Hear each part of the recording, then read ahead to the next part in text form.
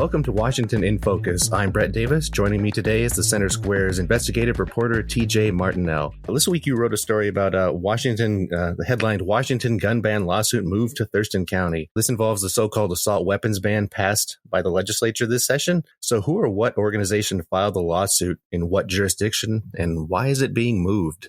Yeah, so the Silent Majority Foundation filed it along with, I believe, a firearms business and a couple of private citizens, and they filed in Grant County, which is in the eastern part of the state. And the Attorney General, Bob Ferguson, wanted it moved to Thurston County, which is where the capital, Olympia, is located. And from the perspective of the gun rights people, the plaintiffs, this is seen as trying to move it to a friendlier court. And what's interesting about this lawsuit is, unlike others, it was filed at the state level. The other ones were filed at the federal level. So they're challenging it on constitutional grounds within the context of our state laws. Oh, I see. Now, you mentioned there's some other lawsuits at the federal level. How many lawsuits are there altogether regarding this gun law? Do you have any idea? I believe there are 3 now. The NRA, I believe, filed one. Gun Owners of America, I believe, also filed one. But what's going to be interesting is how it pans out at the state level, because they're going to be making separate arguments than what's going to be argued at the federal level, because the federal lawsuits are going to be looking at recent U.S. Supreme Court decisions that concern state gun control laws. They're not going to be appealing to, I would assume they're not going to be appealing to that same stuff, because that would apply in federal court, but that doesn't apply at the state level. So it sounds like we could end up with a variety of decisions at a variety of different levels on this gun law.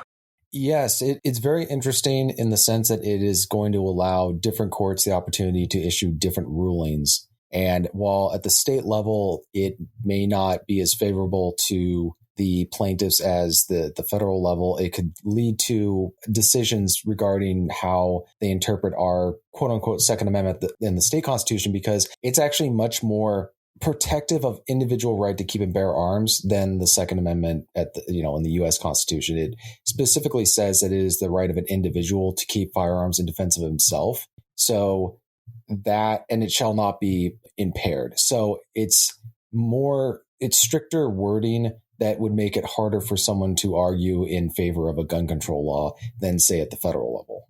Sounds like things could get messy. It could be a long time before any decision's made. The other interesting thing to note is that the plaintiffs in this case, in this lawsuit at the state level, they filed for an injunction, like a temporary restraining order, to prevent the law from being enforced while everything gets settled.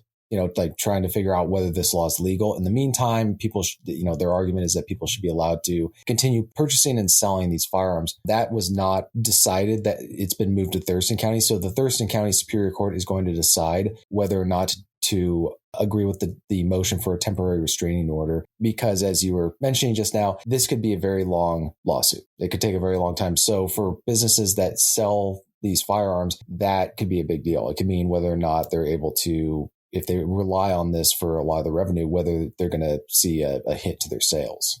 Maybe they'll get caught in some sort of legal limbo. Right. Another thing that could get weird is if the federal courts imposed a temporary restraining order. That this is where it could get really messy as far as who has jurisdiction and which court prevails over the other in this regard.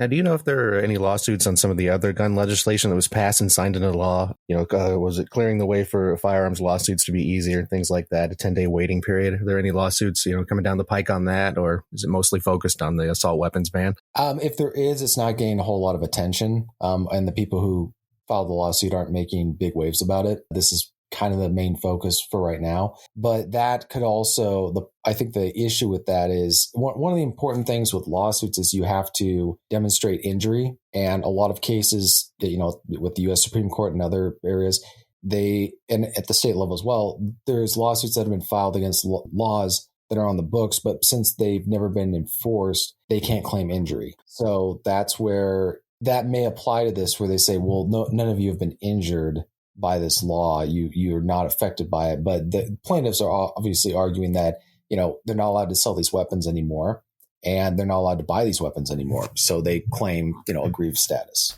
All right. Well, this will be something to keep an eye on. We look forward to more reports on this issue from you. Listeners can keep up with this story and more at thecentersquare.com. For TJ Martinell, this is Brett Davis. Please subscribe, and thanks for listening.